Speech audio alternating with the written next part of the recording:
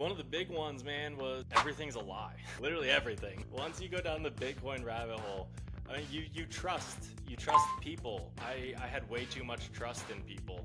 So I think the trap that a lot of people fall into is they see the number of dollars in their bank account at minimum staying the same or growing a bit if they're contributing each month. But what they don't see is the purchasing power getting eroded. And once you go down the Bitcoin rabbit hole, you're like, holy shit. You're just brainwashed, man. Like, literally from kindergarten. You're supporting the system that is shafting everyone, whereas Bitcoin is fixing the problem, fixing the money, fixing the world. Imagine if your government couldn't print unlimited money and they had to ask you, hey, we're going to go to war with this country. Do you guys mind paying for it?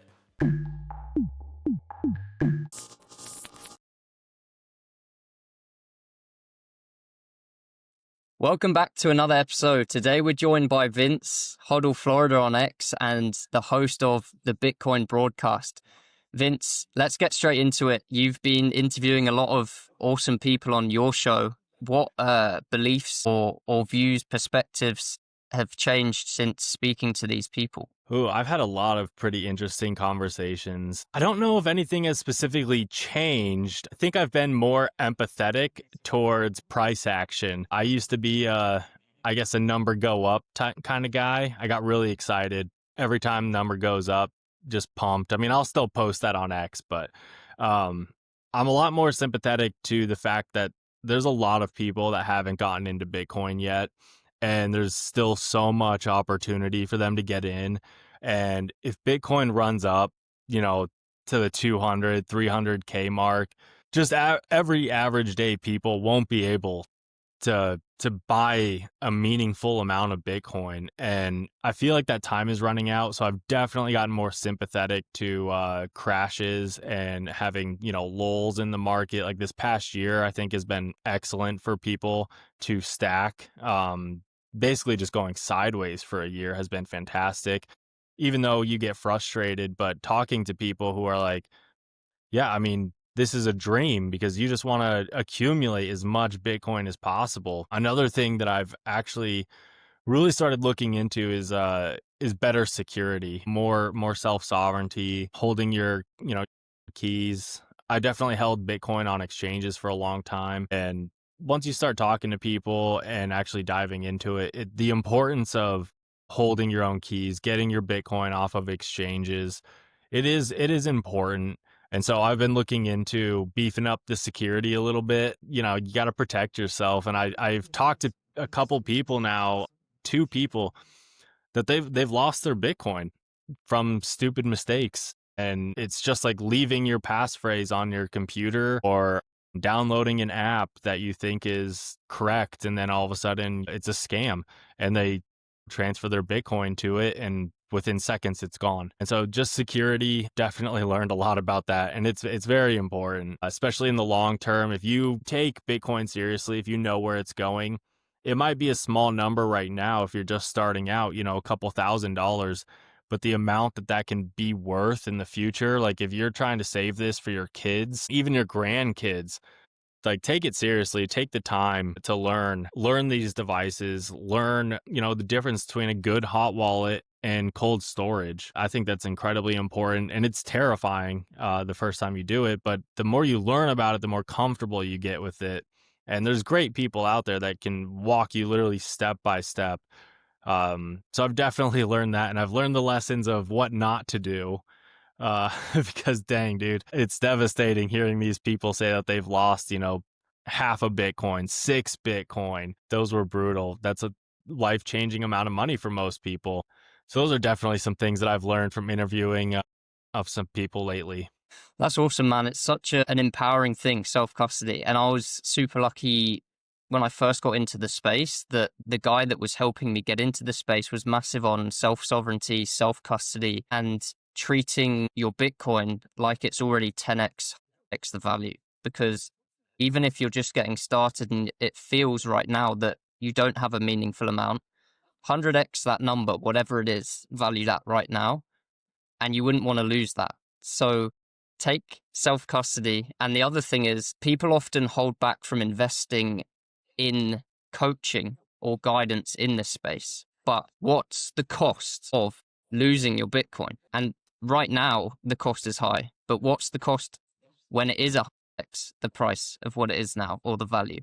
So it's a crucial step, I think, for people just getting started. For me, speaking to people, the most interesting thing was advice for newbies is just buy some Bitcoin to start learning, as opposed to learning first, just get in the game. But I do think it's critically important that you buy Bitcoin and then you start learning pretty quickly how to protect that and self-custody it, because for me, that's one of the beauties and the best things about Bitcoin is you truly own it if you have it in self-custody. And you see the horror stories all the time. And I remember listening to one of your first episodes with Jimmy that lost, 7 Bitcoin or something. Like, couldn't be me, man. That's terrifying. So it is crucial, guys, to invest either time or money to learn these skills, because once they're set up, they are quite simple and they're empowering and really important, especially as we move forward and Bitcoin just gains more and more value.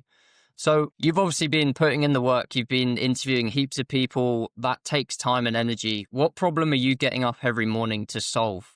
And why is Bitcoin sitting in the center of it? Ooh, I mean, so I've been in Bitcoin since about 2017.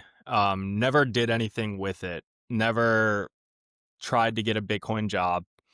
But once you get orange pilled and you can't stop thinking about it, and that's all you think about, and then you're like, well, what do I do? Like, I'm not a technical guy. I can't go get one of these coding jobs.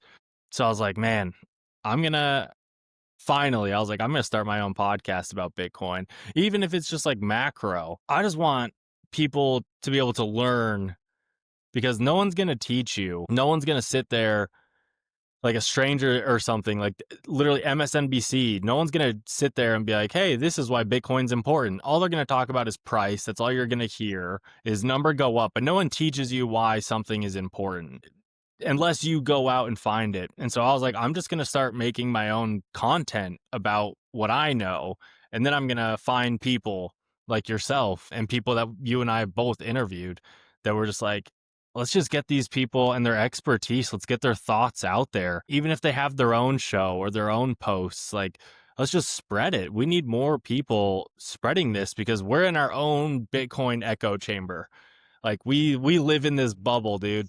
Like, everything is centered around Bitcoin for us, and we see the world differently. And so to get other people to see that, basically, like, see the orange light, it's difficult. And there's only so many people out there making good content that actually teaches you about Bitcoin. So when I get up, I still, take in so much Bitcoin content. I listen to other people's podcasts. I listen to your podcast. I mean, there's really only like 5 or 6, maybe 7 podcasts out there that are like continuing to talk about Bitcoin. Most of them, they fade off or they stop posting. So we need more people in this space, and I just wanted to be a part of it. Even if I'm only doing like one show a week, 2, I was aiming for 2, but if I only can get 1, that's fine. 1 show a week. I mean, just to get information out there. I post about the books I read. There's so many good books, dude. I just interviewed a guy named Michael Sullivan who came out with The Blood of the Bourgeoisie. If you haven't read that book, highly recommend it. I'll Fantastic. chuck it in the description. Dude, it's a banger of a book. It's a novel, it's fiction, and it's will orange pill normal people, because it doesn't even talk about Bitcoin the way that you or I would probably talk about it. And so there's just, every time that you interview someone, there's a chance that someone else will resonate with that person. And if something clicks, then all of a sudden they're interested, and then they want to learn more, and then they start buying Bitcoin, and then their life improves. And it's just, you just go down that rabbit hole. So making my own content is like, it's the best right now. It's a way to get my own thoughts out there. It's a way to absorb what other people are willing to share with me. It's fantastic. Yeah, you're doing great work, man. And it's so important. I got stuck. I'd been wanting to do a podcast for ages. You're actually the one that inspired me to take action and launch my own. But you're right. It's so easy to feel in that Bitcoin bubble that there's enough education, there's enough information already, but there's not. And for me, the tipping point was speaking to someone who then said, Bitcoin's still a thing. It's still around. And I was like, okay, that's my signal that there's needs to be more done. And you're right. Everyone resonates with different people and different people's stories. So even though there's heaps of Bitcoin content out there, they might not resonate with that person, or they might not see it. So if all I can do is orange pill one person from my content, then it's a job worth doing, because that's one life changed. And then they're probably going to change other people's lives from sharing, as we all do. Let's rewind a bit before Bitcoin. And what did you believe about money or the world that turned out to be wrong after you went down the Bitcoin rabbit hole? Oh man. Wait, so what did I believe That's a big question. Yeah. Yeah. So What did you believe? Let's go with your main thing, that your beliefs around money and how the world worked before Bitcoin that completely changed as you started going down the Bitcoin rabbit hole.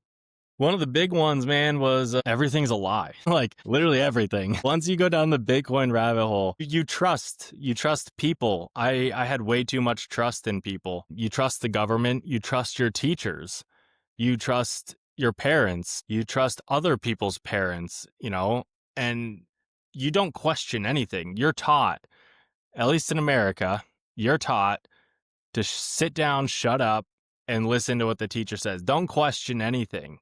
And once you go down the Bitcoin rabbit hole, you're like, holy shit, you're just brainwashed, man.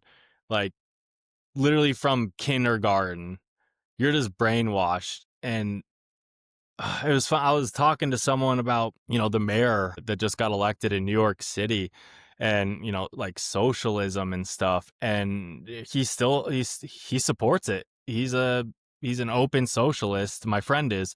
And he's like, I think it's great. Take from the rich, give to the poor. These rich people, they need to pay their fair share. I'm just like, dude, like the top 1% in New York pay like 60% of the taxes. If you start taking more of their money, what's going to happen to the city? 60% of that revenue is going to go away. And you just start learning about economics and how the world works. I think one of the biggest one that I was really frustrated with is because was education, because I paid for it. I paid thousands of dollars for my college education.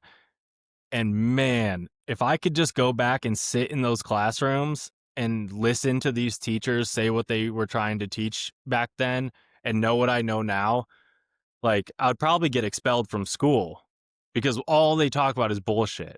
Like, and they cram all of this ideology into your education, and it's all to train you to be an employee, not think for yourself.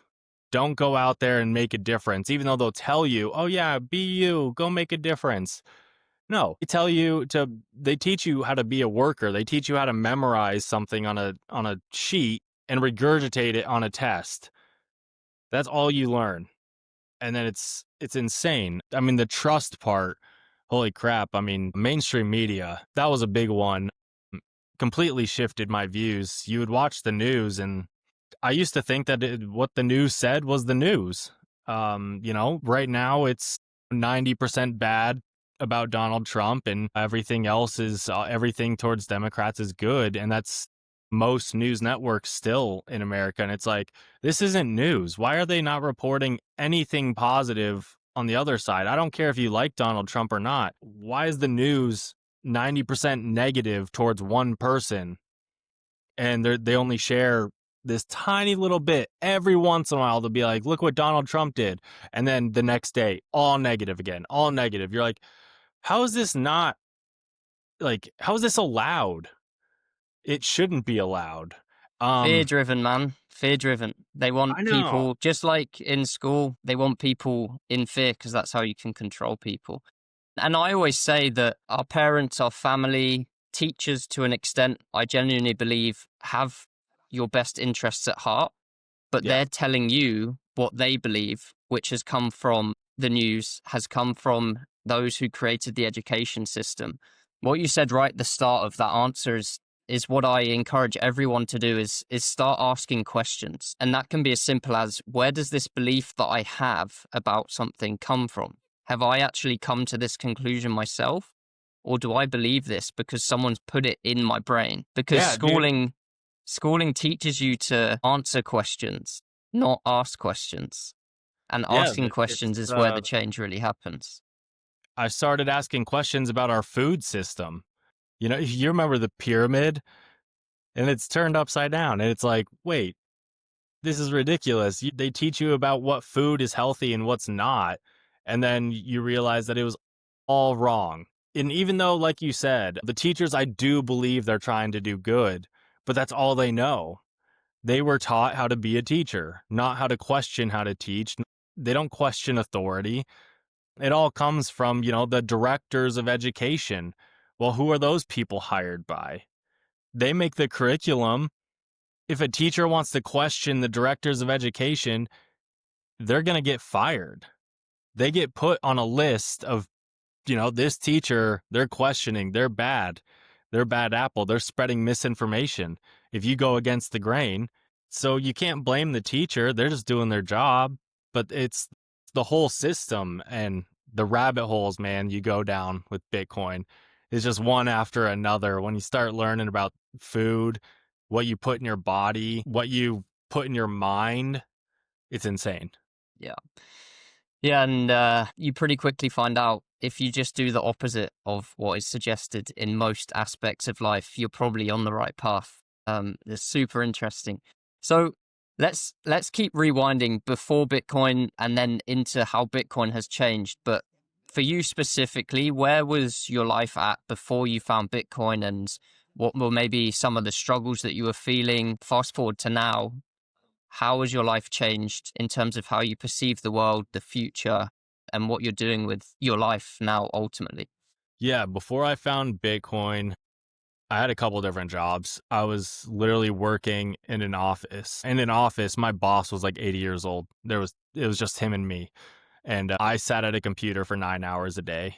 And so it was so boring. After that, that's when I started learning about trading stocks. And that's when I found Bitcoin. But then when I got out of that job and started going, I was working with my dad doing hardwood floors for about 6 years.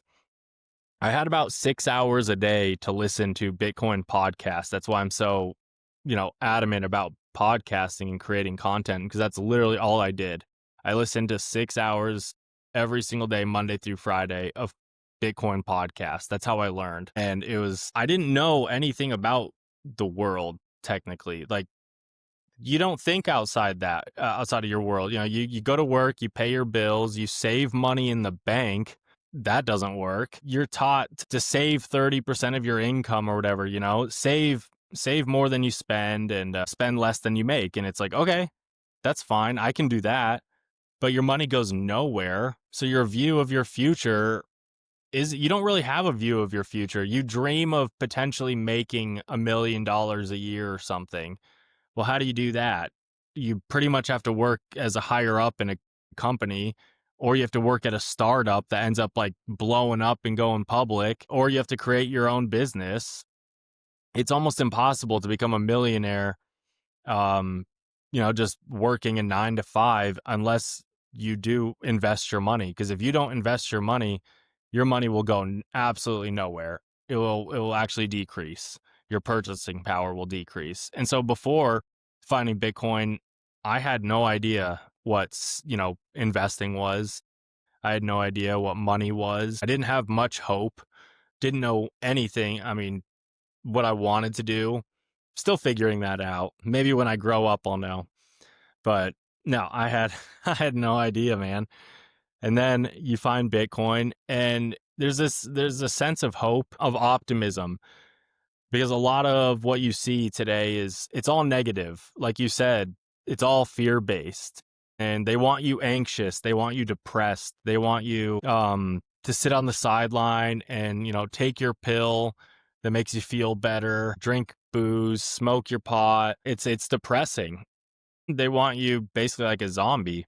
And once you realize, hey man, I can actually live a better life, and I can save in this technology that tends to go up quite often, and they can't print more of it. That's pretty cool. So whatever I accumulate, no one else can buy my share. That's mine. And so they can't print more of it, which is fantastic. And it definitely makes you more optimistic for the future because you're like, a world, where they can print unlimited money only goes in one direction as far as I'm concerned. There's only one way that ends, and it's not good. It's not a world that I see. I don't want my kids to be in that world where a gallon of gas is $300 a tank, or $300 a gallon. I don't want them living in that world, but that's where we're headed. We're headed there kind of quickly because every year they have to print more and more money. I think it's like what, $1 trillion in the United States every 90 days. I think the last trillion was actually in like 60 days or something. It's wild the amount of money that they have to print now. And Bitcoin gives you that hope. It gives you the optimistic view that in the future, there can be a better world. Things get cheaper when you save in Bitcoin. They don't get more expensive. Everything correlated to Bitcoin goes down in price. It's fantastic. If you look at the chart of owning a home 10 years ago in Bitcoin, it was like a couple hundred Bitcoin to buy a house. Now takes like 3 or 4 to buy your average median home here in the United States.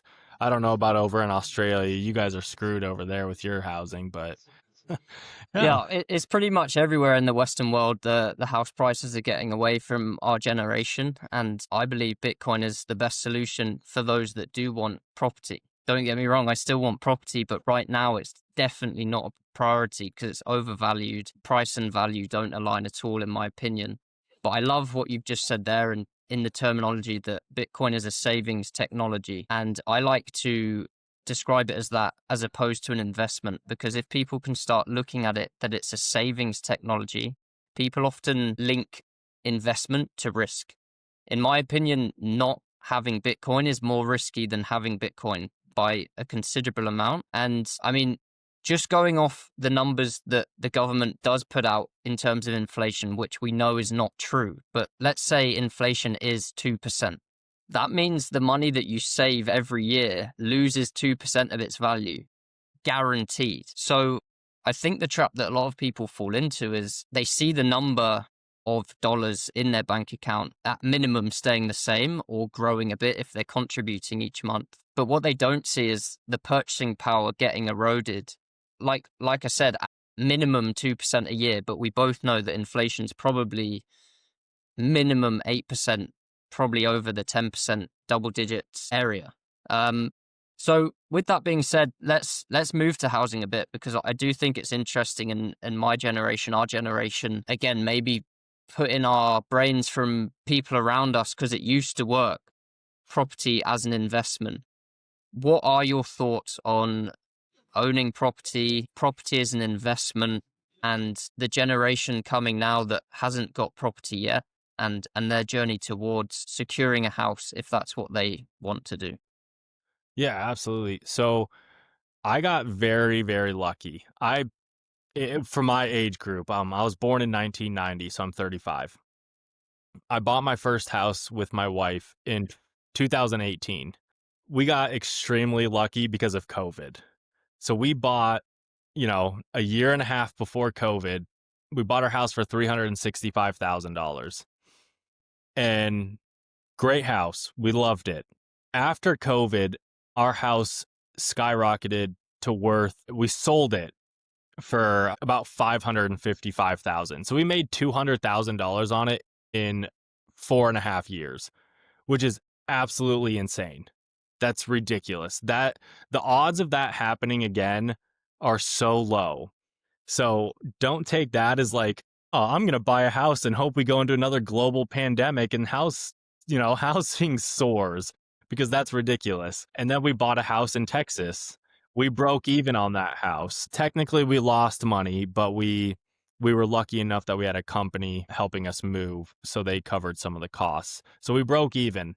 Now we own a house in Florida. We own a townhome in Florida, not even a house. I think it's gone down in value since we've bought.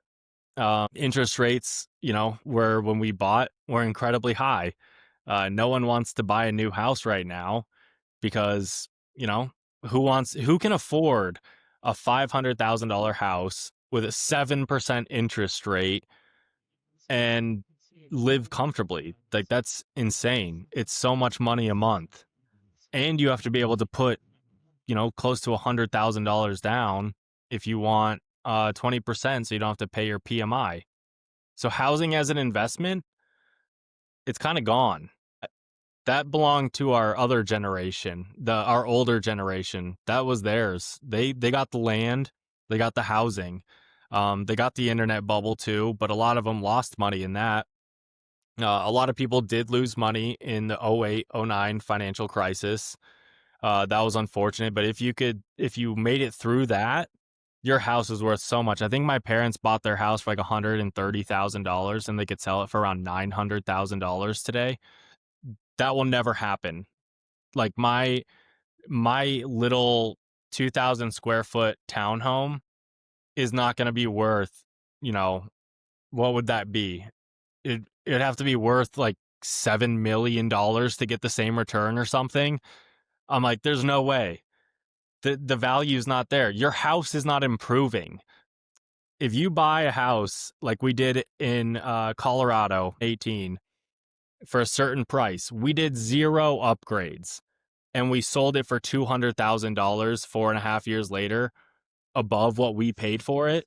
We did nothing to the house, no upgrades at all. Did that house get better or did your money get worse? I think I remember during COVID, they seemed to have print a shit ton of money, couple 8-9 trillion dollars within a year or two.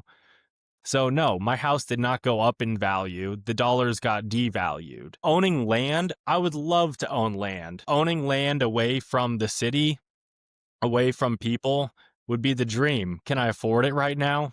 No, but I would love to. I would love to own a house, on a couple acres with horses. I mean, that's just my own preference. So one day, if Bitcoin gets up there enough and I've saved enough, I will chip off some Bitcoin to live comfortably in a house on some property. I have no problem doing that. That's what Bitcoin's there for. It's there to grow your savings and then you can better your life with it. If you want to not sell it and give it to your kids, that's fine too. Your kids are going to live a phenomenal life off of that. And so are their kids. The longer you hold on to it, the more it will become worth. And so, I mean, property right now, I can't, like you said, I can't value these houses at what they're asking for them. These houses are asking for like $600,000 around my area, and they're fixer uppers.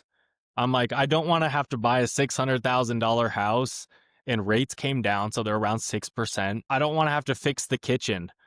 I don't want a small house for $600,000. That's over $500,000, and they're asking for that much money, and it needs renovations. It probably needs a new roof too, because that hasn't been done in ages. Like, I'm not doing that. That seems absolutely insane. So it's unfortunate that our generation, if you don't own a home already, it's tough to get into the housing market right now. Like I said, I got extremely lucky that we bought a house when we did, because if we didn't, we could not afford to buy a house in today's market. I mean, the kind of house that we would want or that we would appreciate. It's extremely frustrating, and I feel terrible for the kids that are just now graduating college, just getting into the workforce. Because if you make 6 figures, even right out of college, you can afford rent, and you might have to have a roommate, maybe, depending on what city you live in, how far away from the city, or how far away from the mountains, or how far away from the beach, the main attractions of your city or your town. The further out, obviously, the cheaper. But most people that make, anywhere from 60,000 to 100,000, they have to have roommates and they rent because no one can afford $4,000 a month. You don't want to be paying half your paycheck every month just to rent. Now you're house poor. Now you can't invest anything. Now you can't save anything. I can't imagine trying to buy a house right now without already previously getting money from a house. It would be almost impossible. You can't do it. Yeah, I completely agree with you, man. And I think Bitcoin really is the solution to help people to get a house if that's what they want to achieve. And like to flip what you were saying a bit in terms of you bought the house at 365 and then sold it for 200 more. I think the other thing people can look at, and where I think there's real opportunity for my generation that have been saving for a house, obviously slowly, because we know that saving in a bank doesn't get you very far, is imagine if that deposit you put down for that house you actually bought Bitcoin with in 2018. That's probably going to make more than the 200,000 that you made on the house. So the other thing that I like talking to people about is there's value in owning your house, whether that for you is security or a place for your children to run around and grow up in and be safe. But a house is not a good investment. If you compare a house to Bitcoin, we both know that Bitcoin is the fastest horse by a country mile. So there is so much opportunity right now for people that have been saving for a house, but start hearing this Bitcoin, start asking the right questions, start looking into what is CAGR, what is my opportunity cost of continuing to save for this house. And one day, if they take action and start really applying what they're learning, they might be able to buy that house that today they want with a mortgage, but outright. Like it's super important for people to start asking these questions. I, for one, was a pretty rubbish saver, but I think most are pretty bad savers because savings does nothing for you. Like we said earlier, it devalues your money guaranteed every year. But I was saving to buy a house, and I still want a house for sure, but it was looking like a long, long way into the future for me to even have enough for a deposit. And now I can comfortably put a deposit down, but my views have changed that why would I want to do that? And what's the opportunity cost into the future by buying a house right now? Am I better off just renting, freeing up that deposit capital, probably paying not much different to what a mortgage would cost anyway, and then putting everything else into Bitcoin and letting that grow for me so that when the time comes, because we know that money printing is unlimited, so the amount of money in the system is going to be infinite, but Bitcoin is capped. So as that money and capital flows into Bitcoin with a capped supply, the price of Bitcoin is infinite when measured in dollars. So it's a really interesting rabbit hole. We won't go much more into it, but there's so much we could go into. I want to bring it back to kind of the present and our generation, and from your experience with things, what are the kind of 3 biggest objections that you still hear to Bitcoin? It's too expensive. It's old. I think those are the top 2. The third one, let me think about. But yeah, so the first one is too expensive. People are like, they get this bias because it's $100,000 thanks to that beautiful crash we just had. So it's $100,000 for one Bitcoin. I can never afford that. How am I supposed to buy that?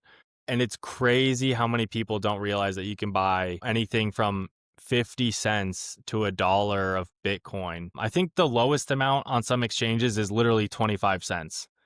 You can buy 25 cents a day of Bitcoin, I believe. And it's insane how many people don't realize that. And so then they fall down the rabbit hole of Bitcoin's 100,000. Look at this next coin. This one's only $420. Oh, that's a weird number to say. Let's say 500. Not 420, 500. And so they're like, well, what if that one, that one can double way easier? So then they start buying all these shit coins, and then eventually you get wrecked on those and you realize that Bitcoin's the winner. But yeah, the price is a big one that I have found people are still, my brother, someone who I've been talking to Bitcoin about since I started investing in it. So for 7 years, I still tell him, I'm like, I buy Bitcoin every day. He's like, yeah, but now it has to go to $200,000 for your money to double. I was telling you that when it was $10,000. Now we're at 100K. I told him that at 50,000. He's like, no, it has to hit $100,000 for my money to double. Okay, well now we're at 100K. I'm still gonna buy. People get so scared about a big number, and I don't understand why. I do understand why, because it is scary if you're just getting into investing. So number bias is definitely one. And then it's old. It's like, these young kids. I still have people, once again, about shitcoins. They tell me the technology is too slow. It will never be a reserve currency because transactions are too slow. So these people have at least found crypto, but they've heard, the XRP marketing team in their ear or something telling them XRP is the fastest. It's going to, the banks are going to adapt XRP into their system. So they buy that and they tell you that Bitcoin's way too slow. Bitcoin is fine. It works just fine. Never been hacked. You can send transactions just fine. There's Lightning networks. Will it get built up even more? Yeah, it's only like 17 years old. 16, 17. Yeah, 17. It's fine. Things will get built on it. It's still new. Don't worry about how fast it is. You don't need to. All you need to do is buy it. And guess what? If you want to buy something with Bitcoin, you can literally use a hot wallet and purchase a cheeseburger from some fast food places here in America right now. There's people that, I'll go down to a farmer's market and they'll have a sign, pay for it in Bitcoin or we accept Bitcoin. It's fast and it's perfect. It works every time. And it's way faster than using a debit card. It takes weeks for a debit card to settle that money. Your bank, I think it actually takes months for banks to settle all the money because you can dispute a purchase up to like 90 days in some banks. So if you buy something and then you're like, hey, I want this off, they can still reverse that. That means it hasn't settled. So actually your debit card and your credit card are way slower. So that's definitely another one. For my third one, it's got to be that Bitcoin's a scam. I still hear that, it's the government controls it. I hear that the government is the one that created it. The CIA created it. People like BlackRock are going to control it. And I'm like, that's just not going to happen. The government can buy as much as they want, but guess what? There's nodes all over the world. They can't control it. They can't change the protocol. They might be able to fluctuate the price short term. We've seen manipulation in the market, but guess what? They do that to the American stock market all the time. They manipulate the price like crazy. It's nothing new. So yeah, they can manipulate the prices. But yeah, the fact that people still think it's a scam and that's some sort of like pyramid scheme, I'm like, no one's getting paid. There's no marketing team for Bitcoin. It's literally people that just believe in it. There's no one going out there. Like, I don't get paid to like promote Bitcoin from the Bitcoin CEO. Like, that's just not the case. There is Yeah, no, it's super funny. it's so Super funny. It used to really frustrate me to hear that. And I've still got family members that think it's a scam. And if anything, they're just looking out for me because they think that I'm involved with the scam. But the more that I've thought about it, they just haven't done the research or the work. So of course they're going to think it's a scam because again, that's the narrative that's put into them from the news and from the media, which is changing, I think, and the US is leading the way with that. But those points you make are so interesting. And to double click on the first point you made, I had a really interesting conversation with a guy named Bisha, who's from Australia. He runs a Bitcoin brokerage or a crypto brokerage here in Australia to help with big buys. And I really liked how his analogy to what you were saying with price is just measuring the unit. So gold is what, $4,500 right now for an ounce. But if you have a kilo of gold, it's actually nearly the same price as what a Bitcoin is. So the important thing to actually look at is the market cap, not the price of Bitcoin, because the market cap is so small. Gold in the last 6 months or the last year has added multiple Bitcoins worth of market cap to gold. So imagine if that capital rotates into Bitcoin, what's going to happen to the price? The market cap doubles, the price doubles. But that's another thing I think for beginners in the direction we're heading so important is perhaps they start looking at it in Satoshis rather than in Bitcoins. Makes it more achievable. People like the big numbers and you can set better goals than instead of I want to get to 0.1 Bitcoin. That sounds pretty lame. I want to get to 10 million Satoshis. That sounds much cooler. Can I add So I something? think go for it. I was gonna say, market cap is also fantastic to look at when people start talking about altcoins and other coins because they look at it and they think that this $2 coin is gonna go to $10,000 a coin. Please do the math on the market cap of that because that coin is not going to be worth more than the entire United States market cap of everything. It's not going to be bigger than the entire financial globe. It's like the way that that works is it's so funny when people are like, if it just, if Shiba Inu hits, $2, I'll have $60 million or something. And it's like, the market cap would be like $700 trillion at that point. Like that's physically impossible. So I just Yeah. had to throw that Yeah. in there. No, it's a great point, man. And the other thing I think a lot of people don't realize or consider is even if there was a big pump in their shitcoin that they're holding, there's not always a buyer on the other side. So if you do pump and you sell or you want to sell for a profit, a lot of times with these shitcoins, there's no one on the other end to then buy off you.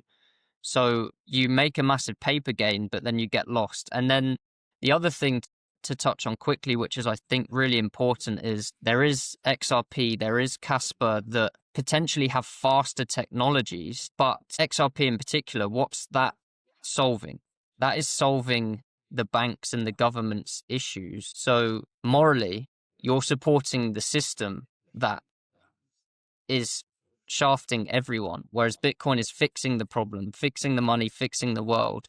So I don't doubt that coins like XRP are probably going to go up over time in price. But what are they actually fixing? That's another really important thing to look at because, again, this relates to your last point of Bitcoin being a scam. Bitcoin is the opposite of a scam. Bitcoin fixes so many issues with the world that are making all of our lives worse for the better. Bitcoin makes it for the better. Yeah, no, people buy the altcoins because they want to get fiat rich, but they don't realize what Bitcoin stands for, what the Bitcoin is hope type thing that you hear people say a lot. If you're buying these other coins, what do they stand for? But they're improving the banking system. Cool. I hate the banking system. Why would I want to support that? It's nice when a coin pumps 20,000% or something. Congratulations. You caught, it's like winning the lottery. There's 10,000 altcoins out there. Go choose the one that's going to pump that much and you're going to sell at the right time and you're not going to get rug pulled in the end. 99% of them go to zero. I mean, Bitcoin actually stands for something and it can solve, major problems that our countries have, problems that our governments have. Imagine if your government couldn't print unlimited money and they had to ask you, hey, we're going to go to war with this country. Do you guys mind paying for it? Do you think we would go to war with them? Hell no, we would not. So the amount of war would go down because they can't afford to do it, but they can print unlimited money. So they can produce as many weapons as they need. They can pay as many soldiers as they want because it doesn't matter to them. But every time that they do that, it hurts you. It hurts us, the individual, because they're printing more money to do that. I just had to add that. Great points. Yeah, it's great points, man. And look, if you're listening to this, the next time you hear that Bitcoin's a scam, ask questions. But like Vince just said, Bitcoin stops wars. So how is that a scam? What's the scam that you're seeing? Vince, I've really enjoyed this. I'm mindful of the time. I'll obviously put all of your social media links to your X, to your YouTube, your podcast in the description for people that vibed with you to check you out. But I just want to hand the mic over to you to finish off if there's anything you want to leave the audience with.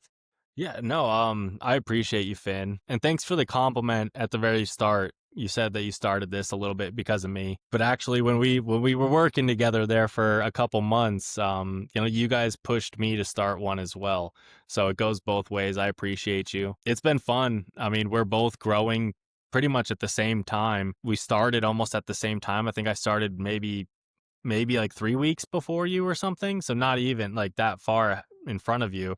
So we're basically starting at the same time. It's been fun and it's cool that we can kind of bounce ideas off each other. We can chat about it. I do like listening to you and your guests as well. But I mean, if you guys want to follow my podcast, feel free. It's the Bitcoin Broadcast. Logo looks like that.